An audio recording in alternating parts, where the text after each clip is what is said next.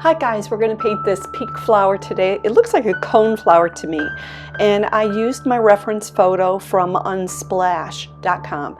It's a free site. Take a look there, find some interesting subjects you can paint, and give the photographers the credit. So when I started this painting off, I wanted to get my yellow parts of this flower down first. It's the brightest spot, and I penciled, drew out, sketched where this flower was going to be, and I went through a series of laying down the yellow for the center, so I knew where my center was, and then I put water down over the entire paper. I want to have the water where it's pliable and workable, and so I got the whole paper wet just basically to prepare it. And when you do that, I spread it around, make sure it's covered very nicely, because I want all of the paper stretched. It will stretch when it gets wet. So what I'm doing right now is just laying out some of the lightest petals. I want to be able to lay out the lightest first, and in watercolor you usually work from light to dark. There's times where I will lay out my light first, and I might draw a little bit of contrasting colors, blacks or others, around my light, so I understand where the key lines are from my drawing. Now this picture I wanted to keep somewhat realistic, at least the forefront of it. I love that pink flower, so when I went to paint it, I did not paint it exactly. I didn't want this to look like the photo, quote unquote, but I wanted to have that bright color in it. And one of the things I always tell you, some of the things that I'm working on personally, because we're all working on things, one of the things I'm working on is, can I paint pink or a purple and let it come out where it actually is pink and it's not this super dark color, because I can work a picture to where it looks a little muddy. Now I'm not doing it anymore. I've been painting for about 3 years. I think 3 years now. I've actually painted for quite a bit of my life. I won't tell you how old I am yet, but watercolors is new for me, and I absolutely love them. So anyway, I'm continuing to lay down some of the dark contrast in addition, or against that light, because I want to see where I would need to remember that there's some contrast in this picture.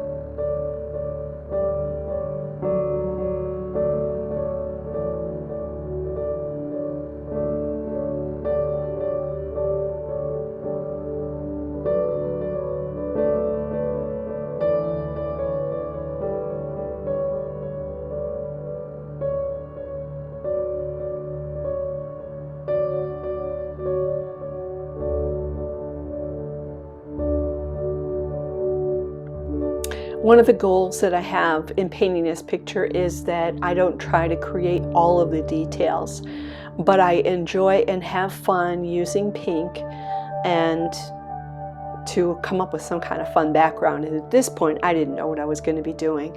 So I'm going to go back and look at the photo that I am working with, and I'm trying to remember that towards the forefront, those petals are very dark because the sun is hitting the top of the flower, but not underneath. So I am working to lay in some of those nice dark colors that go underneath. I add a little bit of neutral in with this pink. I know I used opera, and I'll put a list of some other pictures that I use, other watercolor paint colors that I use. I use Holbein pretty much. I think I use a little bit of American Journey paints, but this painting was done all in Holbein paints, and I will put some links as to how you can purchase those.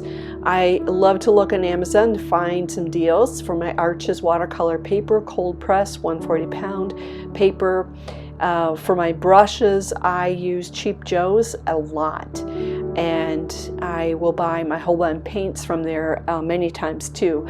But I do make the information available for you as for how to find that paint on Amazon as well. I bought my first Holbein set. It was a 60-piece set from Amazon. Got a great deal on it. I like shopping for bargains, so I'm going to tell you how to find the bargains too.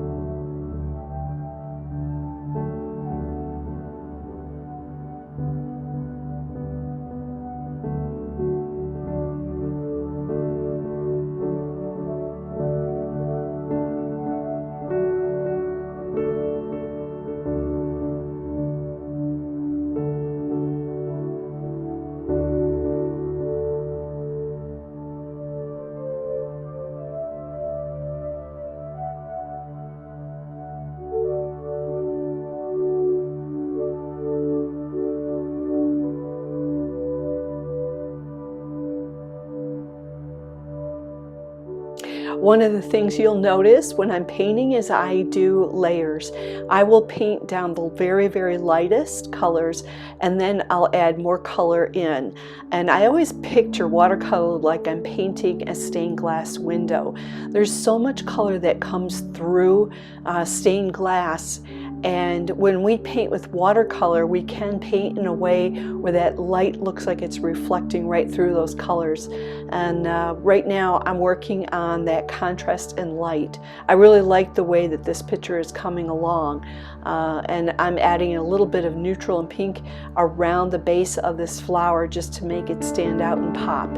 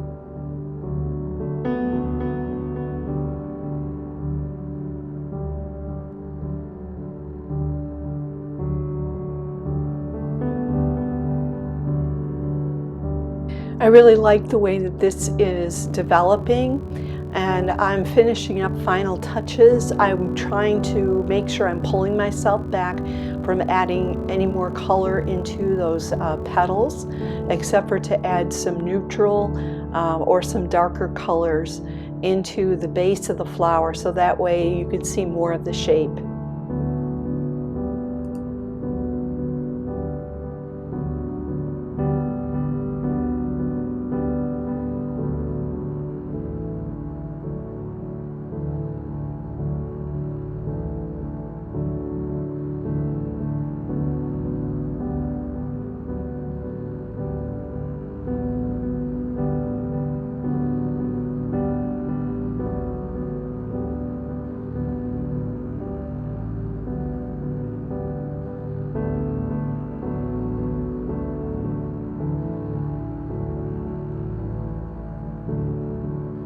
I'm finishing up this picture in these leaves.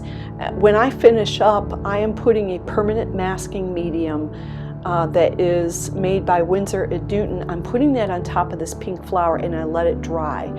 And what it did is it protected the picture and the leaves. It permanently masked it off, so when I put another color on top, which I'm going to in a second, I'm going to add a background in. Usually you could put your background in first.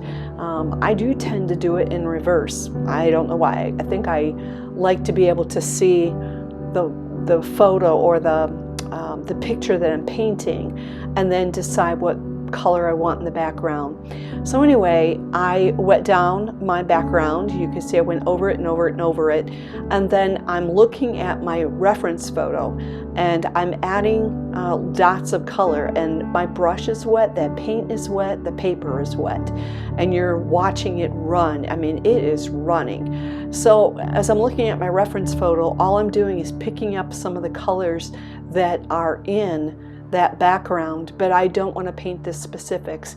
Just trust the watercolor to do its job. When your paper's wet enough, I mean, you could just look at that thing and you just see it spreading, and it's blending the picture, it's blending the color all by itself. So once I finish that, I'm going to be tipping the paper, I'm going to be doing a number of things. I'm going to put salt on it, and then I'm going to take a brush and I'm going to wind up doing some sweeping motion.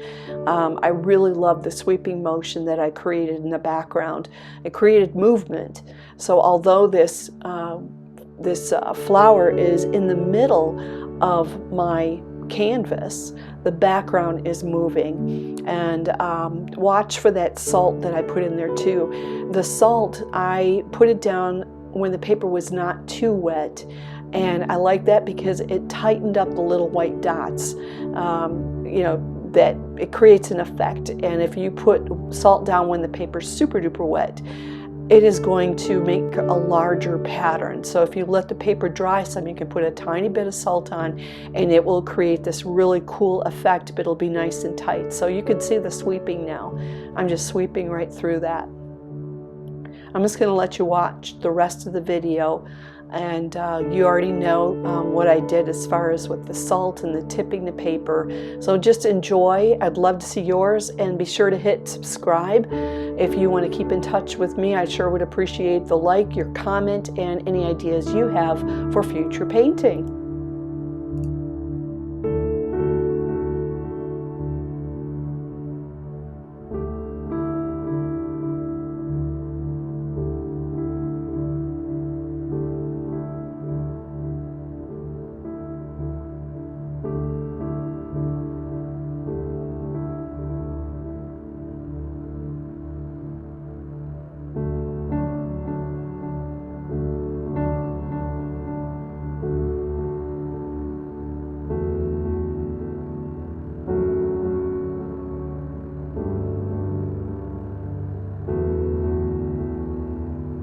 This one is done. Take a look at those white dots when I show you the close-up here, and guys, we'll see you the next time.